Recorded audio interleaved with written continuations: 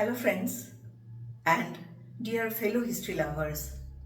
This is my second video of the series Political Perspective of Mahabharata Stories. And today I shall discuss the topic of 12 years exile of Arjuna soon after his marriage to Draupadi. The story goes like this. After the Pandavas got married to Draupadi, they went back to Hastinapur and then finally established their own kingdom in Indraprastha and started ruling from there. And as Draupadi was married to all five brothers, to maintain domestic order, certain rules were established. The first rule was that Draupadi will remain wife to each brother for 1 year and then take turn. And while she was wife to one particular brother, and when they are spending some private moment between themselves, if any other brother comes or enters the place without permission, he will be subject to a 12 years of exile. Now one day, a Brahmin came running to Arjuna, pleading that a band of robbers have robbed his cattle and he wanted justice from Arjuna. So to save the Brahmin, Arjuna needed to confront the robbers, and for that he needed weapons. So as he went towards the armory, he realized that in that chamber, Yudhishthir and Draupadi were spending some private time. But he was in a great dilemma now, because if he enters the chamber, then he breaks the domestic rule, and if he does not, then he breaks the ethics of Kshatriya, of protecting a Brahmin. So finally, Arjuna takes the decision to enter the armory chamber, and he took the weapon and finally saved the Brahmin, got back his cattle. But in the course, because he broke the rule, he had to take the punishment of 12 years of exile. Now, don't you think in this story there are some anomalies? First of all, a common Brahmin who was attacked by some very ordinary band of robbers went to the mighty warrior and the prince of Indraprastha, Arjuna, to protect him from these robbers. Don't you think it would have been more logical if this Brahmin went to some government mercenary who was responsible for law and order? Secondly,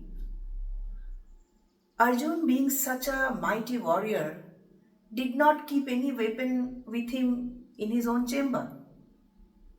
He surely was not planning to apply some special weapons on these robbers, like missiles or things like that.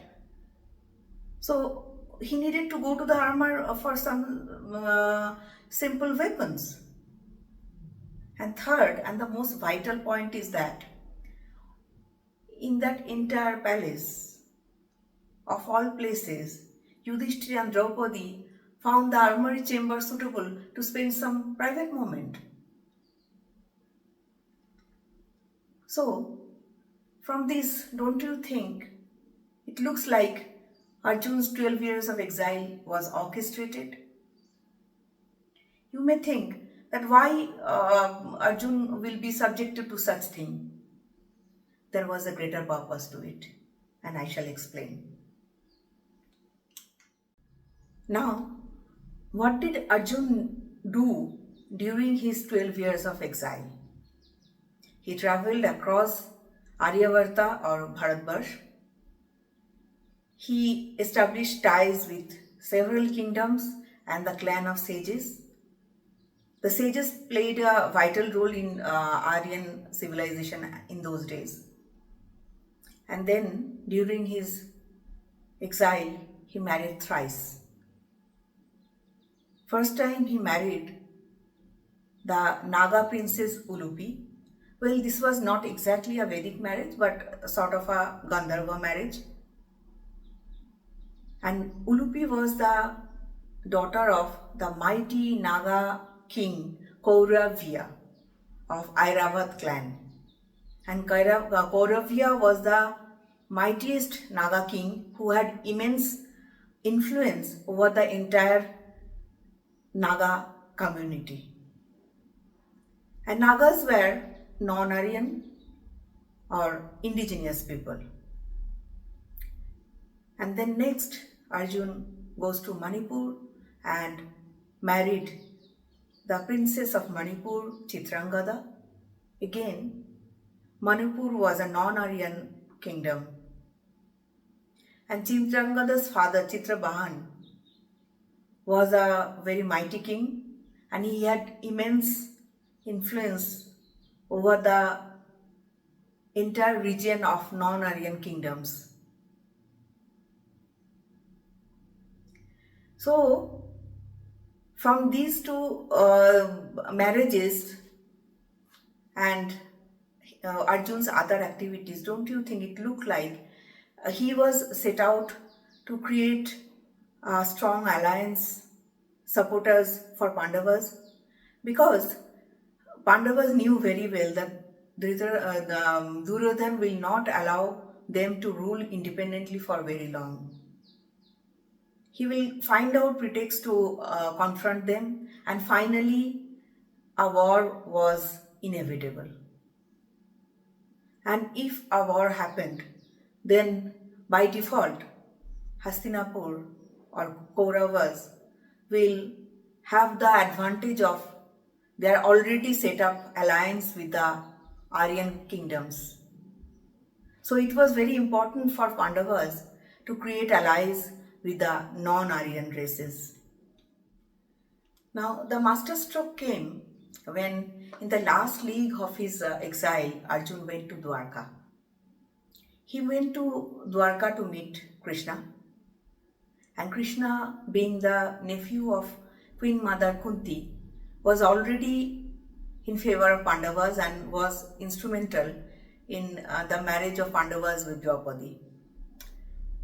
So during his short stay there, Arjun, being the charming man he not only impressed Subhadra but eloped with her and then eventually married her and took her to Indraprastha. This sealed his friendship with Krishna forever, and also Krishna became a lifetime ally of the Pandavas. Not only that, during the Kurukshetra war, it was Krishna because of whom Pandavas could win. Don't you think that this was really an incredible political strategy? Because at that point of time, if Pandavas went openly to seek for alliances, it would have been very undiplomatic for them. So they had to take this pretext of 12 years of exile for establishing those allies. That's all for today, and if you have your perspective, please write it in the comment. That will enrich me, and I shall be back shortly again with my next video. Thank you.